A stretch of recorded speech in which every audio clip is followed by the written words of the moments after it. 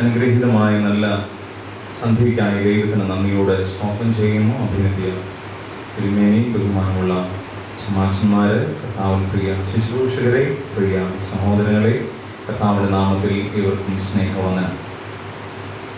യെശയ്യാപ്രവാചകന്റെ പുസ്തകം 61-ാം അധ്യായം 1 മുതലുള്ള വാക്യങ്ങൾ വായിക്കാം.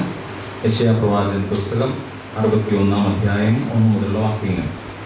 എളിയവരോട് സദ്വർത്തമാനം ഘോഷിപ്പാൻ യഹോവ എന്നെ അഭിഷേകം ചെയ്തിരിക്കൊണ്ട് യഹോവയായ കർത്താവിൻ്റെ ആത്മാവ് എൻ്റെ മേലിരിക്കുന്നു.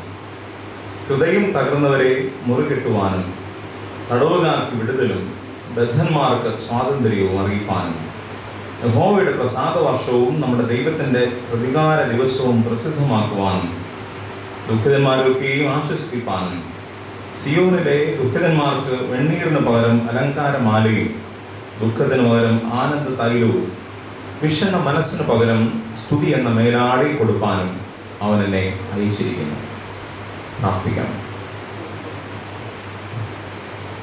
ഞങ്ങളുടെ സ്വർഗീയ പിതാവേ, ശാന്തമായ ദൈവസന്നിധിയിലായിരിക്കാൻ ശാന്തതീരത്തെന്ന പോലെ ശാന്തതീരത്ത് എന്ന വണ്ണം കർത്താവിൻ്റെ വചനങ്ങളിലായിരിക്കാൻ ഇങ്ങനെ ഒരു സന്ധ്യ കൂടെ സാധ്യമാക്കിയതിനാണ് ഞങ്ങൾ നിന്നെ വാഴ്ത്തുന്നു.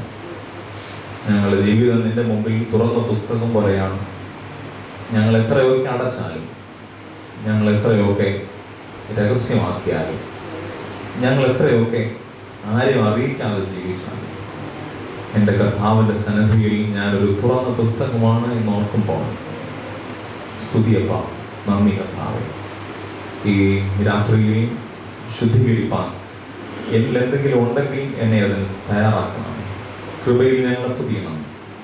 യേശു കർത്താവിനെ നാമത്തിൽ പ്രാർത്ഥിക്കുന്നത് കൃപയോടെ കേട്ടുത്തരവരുമാറാകണമേ. ശാന്തമായി നമ്മുടെ നോമ്പിൻ്റെ 38-ാമത്തെ ദിവസം വീണ്ടും കർത്താവിൻ്റെ സന്നിധിയിലായിരിക്കാൻ ദൈവം നമ്മെ ഒരുക്കിയതിനെ ഓർത്ത് ദൈവത്തിന് നന്ദിയോടെ സ്വാഗതം. ഈ ദിവസങ്ങൾ ഞാൻ ഇന്നലെ ഓർപ്പിച്ചതുപോലെ ശുദ്ധീകരണത്തിൻ്റെ ദിവസങ്ങളാണ്. നമുക്കറിയാം, നീ നിന്നെ തന്നെ സൗഖ്യമാക്കാം എന്ന ഒരു പഴഞ്ചൊല്ല് വേദപുസ്തകത്തിൽ കാണുവാനായിട്ട് സാധിക്കും. നീ നിന്നെ തന്നെ സൗഖ്യമാക്കുക. നമുക്കറിയാം, കർത്താവായ യേശുക്രിസ്തു പലത് പറഞ്ഞിട്ടുണ്ട്. രോഗിക്ക് വൈദ്യനെ കൊണ്ടല്ലാതെ വേറെ ആവശ്യമൊന്നും ഇല്ലെന്ന് കർത്താവ് ഓർപ്പിച്ചിട്ടുണ്ട്. എന്നാൽ വേറെ സ്ഥലത്ത് പറഞ്ഞിട്ടുണ്ട്, നീ നിന്നെ തന്നെ സൗഖ്യമാക്കാം. നീ നിന്നെ തന്നെ സൗഖ്യമാക്കാം. ഇച്ചിരിയുടെ ഭംഗിയായിട്ട് അത് വേദഭാഗത്തിൽ കാണാനായിട്ട് സാധിക്കും. നമുക്കറിയാം, ഒരിക്കൽ ഫ്രാൻസിലൊരു വലിയ കൊടുങ്കാറ്റടിച്ചു, വലിയ ഭൂകമ്പം ഉണ്ടായി. അവിടെ മനോഹരമായ ഒരു ആലയം ഇങ്ങനെ കാറ്റിൽ തകർന്നപ്പോൾ ആലയത്തിൻ്റെ മുകളിൽ വെച്ചിരുന്ന കർത്താവിൻ്റെ 2 കരങ്ങളും വിരിച്ചു നിൽക്കുന്ന കർത്താവിൻ്റെ പ്രതിമയുടെ 2 കരങ്ങളും അത് അടർന്നുപോയി.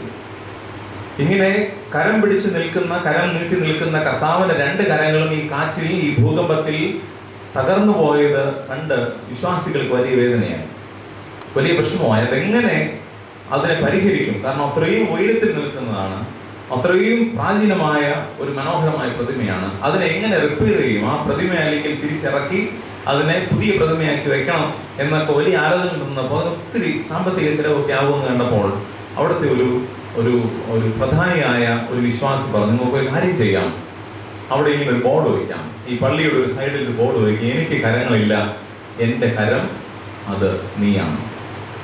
എനിക്ക് കരങ്ങളില്ല, എൻ്റെ കരം എന്ന് പറയുന്നത് നിങ്ങളാണ്.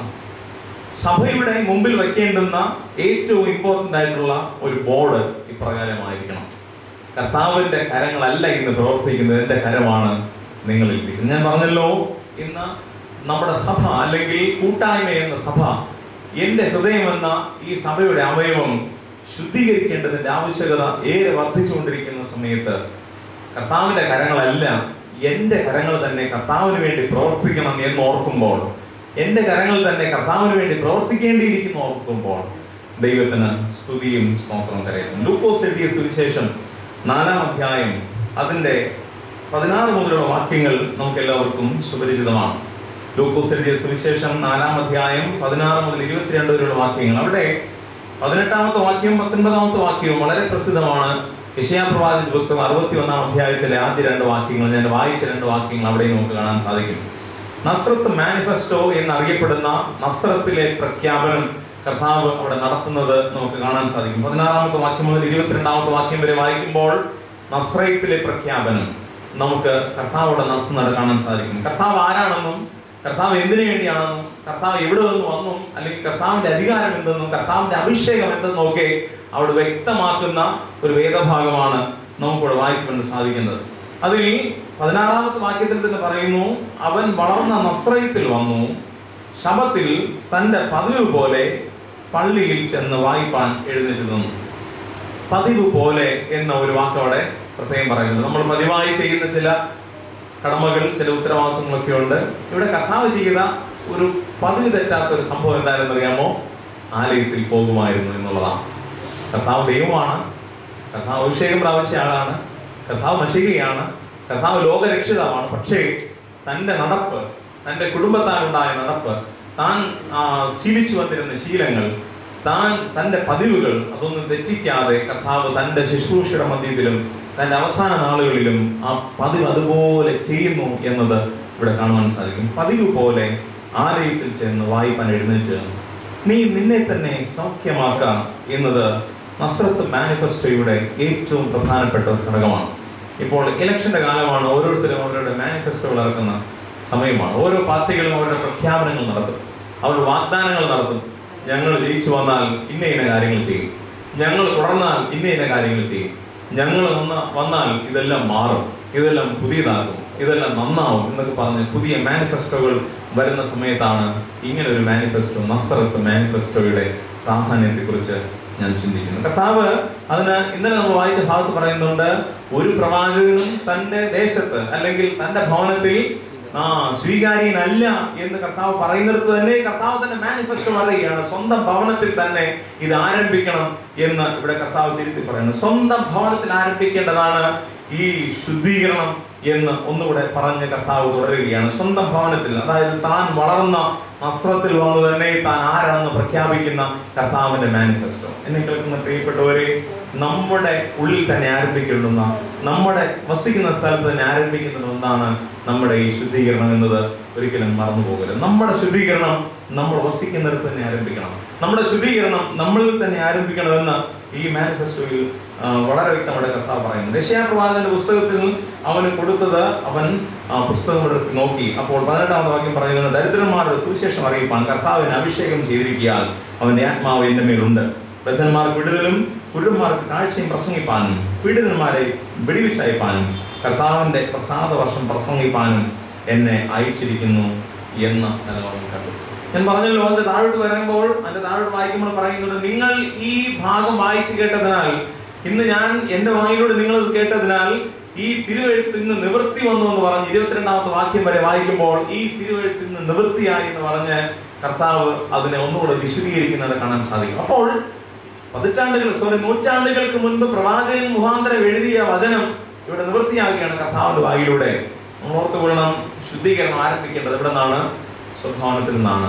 താൻ വളർന്ന നസ്രത്തിൽ നിന്ന് അത് ആരംഭിക്കണമെന്ന് പറഞ്ഞ് അവിടെ പ്രധാനമായിട്ട് കർത്താവ് തന്റെ ശുശ്രൂഷയായി വെളിപ്പെടുത്തുന്നത് കാണാൻ സാധിക്കും. ഇവിടെ പ്രധാനമായിട്ട് 5 കാര്യങ്ങളാണ് ഈ 2 വാക്യങ്ങളിലായി ഈ മാനിഫെസ്റ്റോയിൽ പറയുന്ന 5 കാര്യങ്ങൾ. ഒന്നാമത്തെ കാര്യം, ദരിദ്രന്മാർക്ക് സുവിശേഷം. ദരിദ്രന്മാർക്ക് സുവിശേഷം. ദരിദ്രന്മാർക്ക് സാധാരണ എന്താണ് കൊടുക്കേണ്ടത്? എന്തെങ്കിലും കഴിക്കാനല്ലേ കൊടുക്കേണ്ടത്? ദരിദ്രത്തിലിരിക്കുന്നവർക്ക്, ദാരിദ്ര്യത്തിലിരിക്കുന്നവർക്ക് എന്തെങ്കിലും അപ്പമല്ലേ കൊടുക്കേണ്ടത്? ദാരിദ്ര്യത്തിലിരിക്കുന്നവർക്ക് അവരെന്തെങ്കിലും ഉപജീവനം കഴിക്കേണ്ടത് കാര്യമല്ലേ കൊടുക്കേണ്ടത്? ഇന്നലെ ചോദിച്ചതുപോലെ നിനക്ക് ഇതിലും മികച്ചതായിട്ട് എന്തെങ്കിലും വേണമോ എന്നൊരു ചോദ്യമല്ലേ ചോദിക്കേണ്ടത്? കർത്താവ് പറയുന്നു, ദരിദ്രന്മാർക്ക് എന്താണ്? സുവിശേഷം. ആത്മാവിൽ ദരിദ്രരായ ഭാഗ്യവാന്മാർ സ്വർഗരാജ്യമാണുള്ളത്. ആ ദരിദ്രത എന്ന് പറയുന്നത് ഇതാണ്. ആത്മാവിൽ ദരിദ്രരായവർക്ക് സുവിശേഷം നൽകുവാൻ, അവർക്ക് സ്വർഗരാജ്യം നൽകുവാൻ, അവർക്ക് പുതിയ വാതിൽ തുറക്കുവാനായിട്ട് കർത്താവിന്റെ മാനിഫെസ്റ്റോയുടെ ഒന്നാമത്തെ കാര്യം ദരിദ്രന്മാർക്ക് സുവിശേഷം എന്ന വാഗ്ദാനത്തിലൂടെ, എന്ന പ്രഖ്യാപനത്തിലൂടെ കർത്താവ് താൻ എന്തിനു വേണ്ടി വന്നു എന്ന് ഇവിടെ വെളിപ്പെടുത്തുകയാണ്. ഒന്നാമത്തെ കാര്യം പറഞ്ഞുകൊണ്ട്, ദരിദ്രന്മാർക്ക് സുവിശേഷം, ദരിദ്രന്മാർക്ക് സ്വർഗം, ദരിദ്രന്മാർക്ക് വലിയ നിത്യജീവന്റെ അവകാശം. ഇന്ന് ഈ മനോഹരമായ ഈ സന്ധ്യയിൽ നാം വിഭാവന ചെയ്യുന്ന, നാം അല്ലെങ്കിൽ പറഞ്ഞു കൊടുക്കുന്ന ഈ സുവിശേഷം ആർക്കെങ്കിലും ഒരു ആശ്വാസം നൽകുന്നുണ്ടോ? ആർക്കെങ്കിലും ഒരു സാന്ത്വനം നൽകുന്നുണ്ടോ? ആർക്കെങ്കിലും ഒരു പുതിയ വാതിൽ തുറന്നു കൊടുക്കുന്നുണ്ടോ? ആർക്കെങ്കിലും ഒരു പ്രത്യാശയുടെ കിരണം നൽകുന്നുണ്ടോ എന്നത് ചിന്തിക്കേണ്ടത് നമ്മുടെ ഉത്തരവാദിത്വമാണ്. 38ാമത്തെ ഈ നോമ്പിന്റെ ദിവസത്തിൽ നമ്മൾ ചിന്തിക്കേണ്ടത്, കർത്താവേ, ഞാൻ പറയുന്ന എൻ്റെ സുവിശേഷം, ഞാൻ ജീവിക്കുന്ന എൻ്റെ ഈ ജീവിത രീതി കൊണ്ട് ആർക്കെങ്കിലും ഒരു ചെറിയ വെളിച്ചം കാണിക്കുവാനായിട്ട് സാധിക്കുന്നുണ്ടോ? അങ്ങനെയെങ്കിൽ ഞാൻ എത്ര ഭാഗ്യമുള്ളവനാണ്, ഞാൻ എത്ര ഭാഗ്യം ചെയ്തവനാണെന്ന് ഓർക്കണം. ഒന്നാമത് കർത്താവ് ഓർപ്പിക്കുന്നു, ദരിദ്രന്മാർക്ക് സുവിശേഷം അറിയിപ്പാനായിട്ട് എന്നെ എൻ്റെ പിതാവ് അയച്ചിരിക്കുകയാണ്. ദരിദ്രന്മാർക്ക് സ്വർഗരാജ്യം കൊടുക്കുവാനായിട്ട് എന്നെ എൻ്റെ പിതാവ് അയച്ചിരിക്കുന്നു. രണ്ടാമത്തെ കാര്യം, ബദ്ധന്മാർക്ക് വിടുതൽ എന്നതാണ്. ഇന്ന് നമുക്കറിയാം, ഇന്നത്തെ ബന്ധങ്ങളൊക്കെ ബന്ധനമായിട്ട് മാറിയിരിക്കുകയാണ്. ഇന്നത്തെ ബന്ധങ്ങളൊക്കെ ബന്ധനമാണ്. ഒരിക്കൽ നമ്മുടെ ഭാരതത്തിന്റെ ഇന്നത്തെ രീതി അനുസരിച്ച് നോക്കിയാൽ ഏകദേശം 1097 ജയിലുകൾ നമ്മുടെ ഭാരതത്തിലുണ്ടെന്നാണ്, നമ്മുടെ ഇന്ത്യയിലുണ്ടെന്നാണ് കണക്ക് പറയുന്നത്. 1097 ജയിലുകളുണ്ട്. 1097 ജയിലുകൾ. ഇത്രയും ജയിലുകളിലൂടെ ഏകദേശം 10 ലക്ഷത്തോളം കുറ്റവാളികൾ ജയിലുകളിൽ കിടക്കുന്നുണ്ടെന്നാണ് കണക്ക് പറയുന്നത്.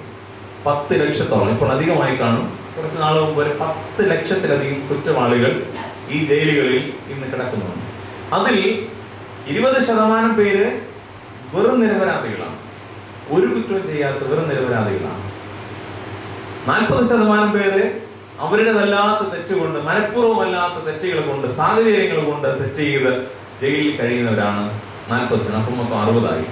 ബാക്കി 40% പേര് മാത്രമാണ് യഥാർത്ഥത്തിൽ കുറ്റം ചെയ്തിട്ട് ഈ ജയിലിൽ കഴിയുന്നത്. എന്നാൽ നമ്മുടെ കണ്ണിൽ എല്ലാവരും ആരാണ്? എല്ലാവരും കുറ്റക്കാരാണ്. 100% പേര് ശിക്ഷ അനുഭവിക്കുന്ന എല്ലാവരും കുറ്റക്കാരാണ്. അവരുടെ മാനസികാവസ്ഥ എന്തായിരിക്കും? അവരുടെ ജീവിത രീതി എന്തായിരിക്കും? അവരുടെ കുടുംബത്തിന്റെ അവസ്ഥ എന്തായിരിക്കും? അവരുടെ കുഞ്ഞുങ്ങൾക്ക് സമൂഹത്തിലുണ്ടാകുന്ന വില എന്തായിരിക്കും? അവർ സപ്പോസ് ജയിൽവാസം കഴിഞ്ഞ് ഇറങ്ങിയാൽ അവരുടെ അവസ്ഥ എന്തായിരിക്കും? എങ്ങനെയെങ്കിലും കുടുംബക്കാർ പോലും അവരേതെങ്കിലും ഒരു കേസിൽ കുറ്റപ്പെടുത്തി ജയിലിൽ തിരിച്ചയക്കാനാണ് നോക്കുന്നത്. സ്വന്തം കുടുംബക്കാർ, സ്വന്തം സഹോദരങ്ങൾ അല്ലെങ്കിൽ സ്വന്തം മക്കൾ എങ്ങനെയെങ്കിലും ഏതെങ്കിലും കുറ്റത്തിൽ അവരെ പെടുത്തി തിരികെ ജയിലിൽ അയക്കാനായിട്ട് ശ്രമിക്കുന്നു എന്നതാണ് നമുക്ക് കിട്ടുന്ന തെളിവുകൾ പറയുന്നത്. എത്ര വിചിത്രമാണല്ലേ? ബന്ധനങ്ങളായിട്ട് മാറുന്ന ഒരവസ്ഥ. നമ്മൾ ഒരാളിനെ, നമ്മുടെ കുഞ്ഞുങ്ങളെ കൂടുതൽ സ്നേഹിച്ചാൽ കുഞ്ഞുങ്ങൾക്ക് ചിലപ്പോൾ അത് ഭയങ്കര അരോചകമായി മാറുന്ന ഒരു കാലം. കുഞ്ഞുങ്ങൾക്ക് അത് ഭയങ്കര ഭാരമായിട്ട് മാറുന്ന ഒരവസ്ഥ. ഞാൻ ഇത് ജയിലിലാണോ അതോ വീട്ടിലാണോ എന്ന് ചിന്തിക്കുന്ന കാലം.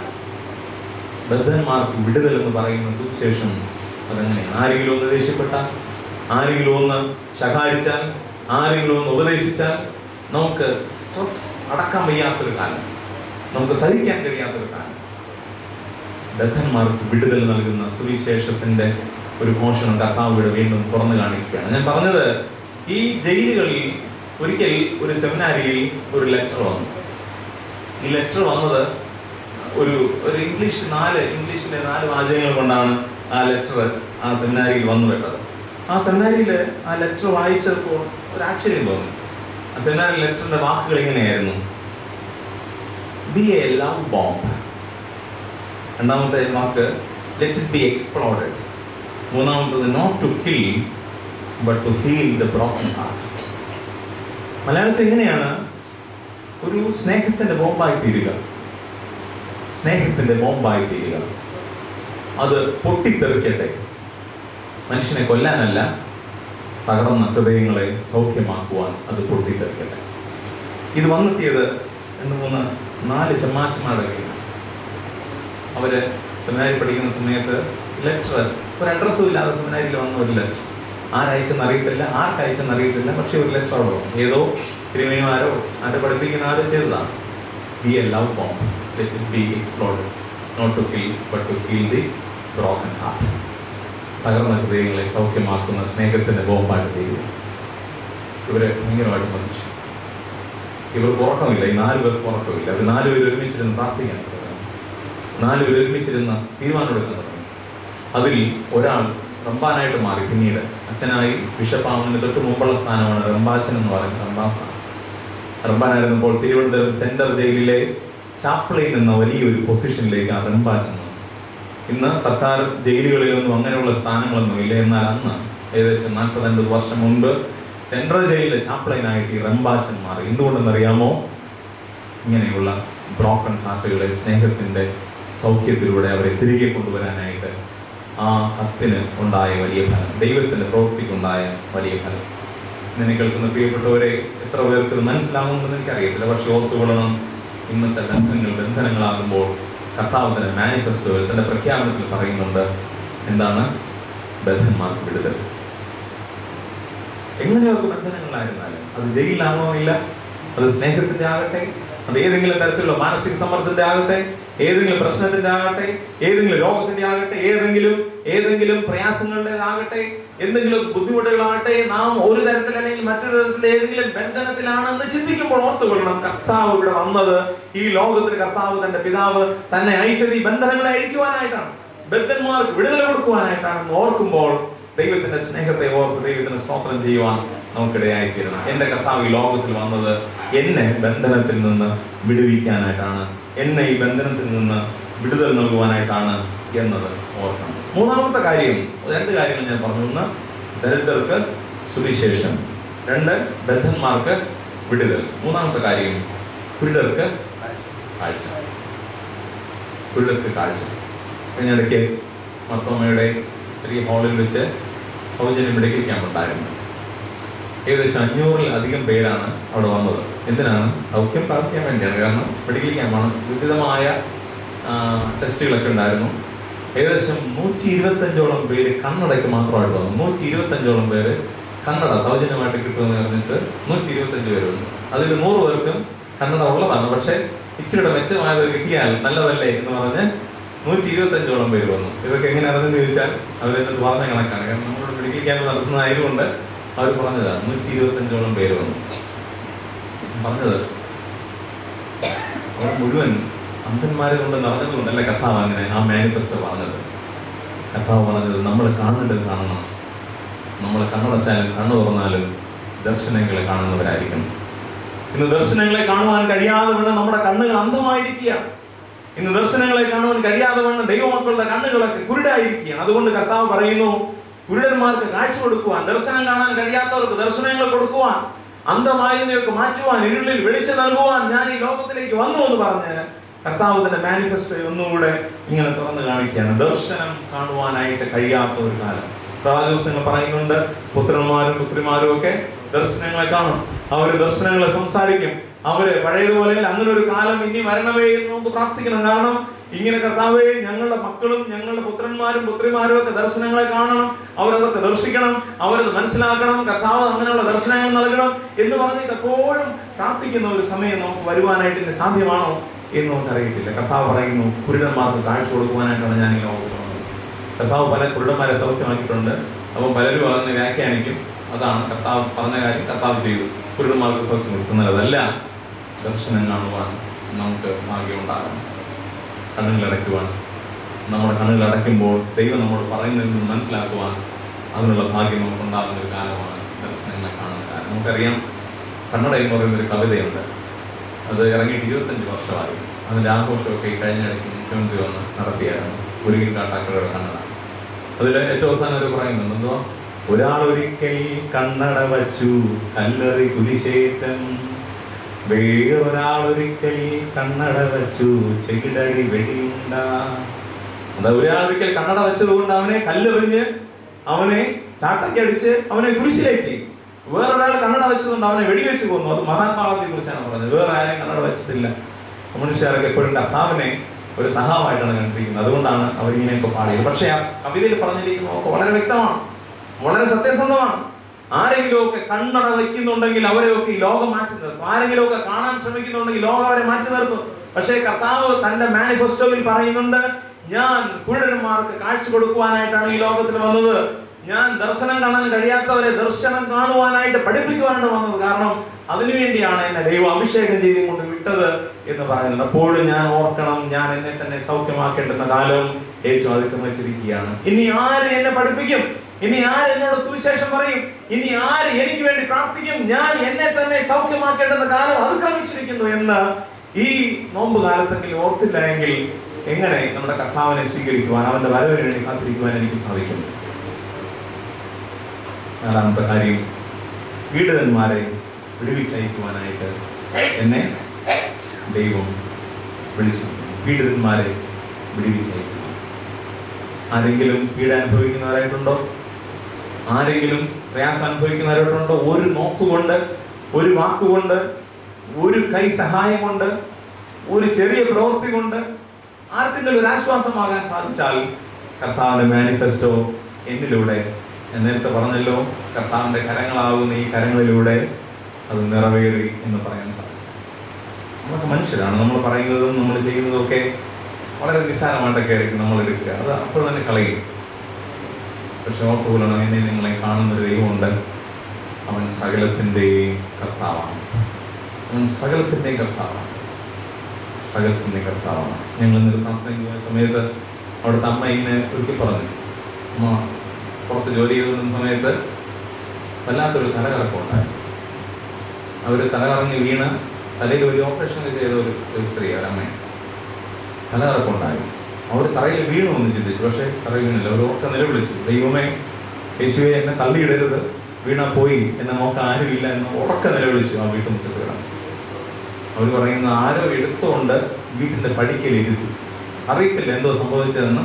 ആരോ എടുത്തുകൊണ്ട് ആ പടിക്കൽ കൊണ്ടിരുത്തി. അദൃശ്യമായ ദൈവ സാന്നിധ്യം എൻ്റെ കൂടെ ഉണ്ടെന്ന് ചിന്തിക്കാൻ കഴിയുന്നുണ്ടെങ്കിൽ ദൈവം, ഞാൻ എവിടെയായിരുന്നാലും, ഞാൻ ഏത് സ്ഥലത്തായിരുന്നാലും, ഞാൻ ഏത് ജോലിയിലായിരുന്നാലും, ഞാൻ ഏത് അവസ്ഥയിലായിരുന്നാലും, ഞാൻ എത്ര ഉയരത്തിലാണെങ്കിലും, ഞാൻ എത്ര താഴെയാണെങ്കിലും, എൻ്റെ ദൈവത്തിൻ്റെ സാന്നിധ്യം എൻ്റെ കൂടെ ഉണ്ടെന്ന് ഓർക്കുവാൻ നമുക്ക് കഴിയുന്നുണ്ടെങ്കിൽ നമ്മുടെ ഈ വാക്കുകൾ കൊണ്ട് എന്തെങ്കിലുമൊക്കെ അർത്ഥമുണ്ട്. കർത്താവ് പീഡിതരെ വിടുവിച്ചയക്കുവാനായിട്ട് നമ്മളെ വിളിച്ചിരിക്കുകയാണ്. നമ്മളെ വിളിച്ച് വേർതിരിച്ചിരിക്കുകയാണ്. അവസാനമായൊരു കാര്യം കൂടെ പറഞ്ഞ് ഞാൻ എൻ്റെ വാക്കുകൾ അവസാനിപ്പിക്കും. അവസാനമായി പറയുന്നുണ്ട്, കർത്താവിൻ്റെ പ്രസാദ വർഷം പ്രഘോഷിക്കുവാനായിട്ട് എന്നെ വിളിച്ചിരിക്കുന്നു. എന്നെ കേൾക്കുന്ന പ്രിയപ്പെട്ടവരെ, ഇതൊന്നും കർത്താവിൻ്റെ ദേശക്കാർക്ക് ഗ്രഹിച്ചില്ല. കർത്താവിൻ്റെ ദേശക്കാർക്ക് അതൊന്നും അറിയത്തില്ലായിരുന്നു. കർത്താവ് ഒന്ന് മാത്രം പറഞ്ഞു, ഇതൊക്കെ നിങ്ങൾ കേട്ടതുകൊണ്ട് ഈ പ്രവചനം ഇന്ന് നിവൃത്തിയായി. ഈ പ്രവചനം ഇന്ന് എന്നിലൂടെ നിവൃത്തിയായി. എന്നെ കേൾക്കുന്ന ദൈവത്തിൻ്റെ ജനമേ, നമ്മുടെ ജീവിതങ്ങളെ ഒന്ന് താഴ്ത്തിയേൽപ്പിക്കണം. അതിൻ്റെ താഴത്തെ 23-ാമത്തെ വാക്യത്തിൽ ഇങ്ങനെ വായിക്കുന്നു, വൈദ്യ, നിന്നെ തന്നെ സൗഖ്യമാക്കുക. അതാണ് ഞാൻ പറഞ്ഞത്, നീ നിന്നെ തന്നെ സൗഖ്യമാക്കണം. ഞാൻ എന്നിൽ തികഞ്ഞവനാണ്. വേറെ ആരും എന്നിൽ തെളിവ് കണ്ടില്ലെങ്കിലും ഞാൻ എന്നിൽ തികഞ്ഞവനാണ്. നമ്മളെല്ലാവരും അങ്ങനെയാണ്. കുഞ്ഞുങ്ങളാണെങ്കിൽ പോലും അങ്ങനെയാണ്. ഞാൻ എന്നിൽ തികഞ്ഞവനാണ്. വേറെ എല്ലാവരും എന്നെ കുറ്റം പറഞ്ഞാലും എനിക്കൊരു സെൽഫ് പ്രൈഡ് ഉണ്ടല്ലേ, എനിക്കൊരു അഭിമാനമുണ്ട്. ആ അഭിമാനം വിട്ടൊന്നും നമ്മൾ കളിക്കത്തില്ല. ഞാൻ എന്നിൽ തികഞ്ഞവനാണ്. ആ എന്നോട് എൻ്റെ ദൈവത്തിൻ്റെ ആത്മാവ് പറയുകയാണ്, വൈദ്യ, നിന്നെ തന്നെ സൗഖ്യമാക്കുക. നമ്മളെ സൗഖ്യമാക്കേണ്ടുന്ന സമയം, നമ്മളെ തന്നെ ശുദ്ധീകരിക്കേണ്ടുന്ന സമയം, നമ്മളെ തന്നെ ഒരുക്കേണ്ടുന്ന സമയം അടുത്തിരിക്കുക. കാരണം കർത്താവിൻ്റെ വരവേറ്റവും ആസന്നമായി. അന്നത്തെ പശ്ചാത്തലത്തിൽ പറയുകയാണെങ്കിൽ ദിവസങ്ങൾക്കകം അതാ നാഥൻ കഴുതക്കുട്ടിയുടെ പുറത്ത് വരുവാനായിട്ട് ഒരുങ്ങുന്ന സമയം. അവൻ രാജാവായി എഴുന്നള്ളുമ്പോൾ ആ ജനം മിണ്ടാതിരുന്നാൽ ആരാർക്കുമെന്നാണ് കർത്താവ് പറഞ്ഞത്, ഈ കല്ലുകളാർക്കും, ഇവിടെ ജീവച്ഛമായി കിടക്കുന്ന കല്ലുകളാർത്ത് പറയും. ദൈവത്തിന് സ്തുതി കരയിച്ചു. അതുകൊണ്ട് തന്നെ കേൾക്കുന്ന എൻ്റെ പ്രിയപ്പെട്ടവരെ, കർത്താവിന്റെ പ്രസാദ വർഷം പ്രഘോഷിക്കുവാനായിട്ട് എന്നെ നിങ്ങളെ വിളിച്ച് ആക്കിയിരിക്കുക. പ്രവാചക പുസ്തകങ്ങളിൽ ഒന്നുകൂടെ പറഞ്ഞിട്ടുണ്ട്, കർത്താവിന്റെ പ്രസാദ വർഷവും അവന്റെ ന്യായവിധിയെയും കുറിച്ച് എന്നോട് ഓർപ്പിക്കുന്നുണ്ട്. പ്രസാദ വർഷം മാത്രമല്ല, ക്രോധമുണ്ട്, അതിൻ്റെ കൂടെ ന്യായവിധിയും കൂടെ ഉണ്ട് പ്രവാചക പുസ്തകങ്ങൾ വായിക്കുമ്പോൾ. ഇവിടെ കർത്താവിന്റെ പ്രസാദ വർഷം പ്രഘോഷിക്കുവാനായിട്ട് എന്നെ വിളിച്ചിരിക്കുന്നു എന്ന് കർത്താവ് ഓർപ്പിക്കുകയാണ്. നമ്മുടെ ജീവിതത്തിൽ മനോഹരമാണ്. നമ്മുടെ ഉത്തരവാദിത്വം എത്ര ശ്രേഷ്ഠമാണ്. നമ്മളെ കർത്താവ് ആക്കി വെച്ചിരിക്കുന്നത് കർത്താവിൻ്റെ പ്രസാദ വർഷം പ്രഘോഷിക്കുക. ഇത് ഓർപ്പിക്കട്ടെ, കർത്താവിൻ്റെ കരങ്ങളിൽ നിന്ന് പ്രവർത്തിക്കുന്നില്ലായിരിക്കും, പക്ഷേ അവൻ്റെ ആത്മാവ് ഉള്ളിടത്ത് അവൻ്റെ കരമുണ്ട്. അവൻ്റെ ആത്മാവിൽ എന്നിലുണ്ടെങ്കിൽ എൻ്റെ കരം ആരുടെ കരമാണ്? എൻ്റെ കർത്താവിൻ്റെ കരമാണ്. എൻ്റെ ദൈവത്തിൻ്റെ ആത്മാവ് എന്നിലുണ്ടെങ്കിൽ, സഭയിലുണ്ടെങ്കിൽ നമ്മുടെ കരം ദൈവത്തിൻ്റെ കരമാണ്, കർത്താവിൻ്റെ കരമാണ്. നമ്മുടെ തലകളെ വണക്കാം. ശാന്തമായി ഈ നല്ല വിശുദ്ധ ദിവസം, ഈ 38-ാമത്തെ ദിവസം കർത്താവെ എന്നെ പൂർണ്ണമായി താഴ്ത്തി ഏൽപ്പിക്കുന്നു എന്ന് പറഞ്ഞു. കർത്താവിൻ്റെ പ്രഖ്യാപനം അത് സ്വന്തം ഭവനത്തിൽ എഴുന്നേറ്റ് നിന്ന് പ്രഖ്യാപിക്കുവാൻ, ആ പ്രവചനം അങ്ങനെ നിർത്തിയാകുവാൻ അങ്ങേക്ക് ഇഷ്ടം തോന്നിയതിനായി സ്തോത്രം പറഞ്ഞു. അങ്ങനെ ഞങ്ങളുടെ കുടുംബങ്ങളിൽ എഴുന്നേറ്റ് നിന്ന് ഈ ഭവനത്തിൽ പുളിപ്പുള്ളതൊന്നും ഇല്ലെന്ന് പറയുവാൻ, കലർപ്പുള്ളതൊന്നും ഇല്ലെന്ന് പറയുവാൻ, കർത്താവേ നീ ഞങ്ങളെ വിളിച്ചതാണെന്ന് ഉറക്കെ പ്രഖ്യാപിക്കുവാൻ, നിന്റെ സുവിശേഷത്തിനായിട്ട് ഞങ്ങളെ നീ തെരഞ്ഞെടുത്താണെന്ന് ഉറക്കെ പ്രഖ്യാപിക്കുവാൻ, കർത്താവിന്റെ കരമാണ് ഞങ്ങളിലൂടെ പ്രവർത്തിക്കുന്നതെന്ന് ഉറക്കെ പറയുവാൻ, അങ്ങനെ പിശാചിന്റെ സാത്താന്യ ശക്തികളെ തകർത്ത് കളയുന്ന, പിശാചിന്റെ ബന്ധനങ്ങളെ അഴിച്ചു കളയുന്ന, അവന്റെ പോരാട്ടങ്ങളെ ഇല്ലാതാകുന്ന, അതെയൊക്കെ ഫലിക്കുന്ന ദൈവത്തിന്റെ ആത്മാവിന്റെ പ്രവൃത്തിയെ വെളിവാക്കുവാൻ തക്കവണ്ണം കർത്താവേ, നിന്റെ ആത്മാവ് ഞങ്ങൾ ക്രിയ ചെയ്യുന്നതിനായി സ്തോത്രം.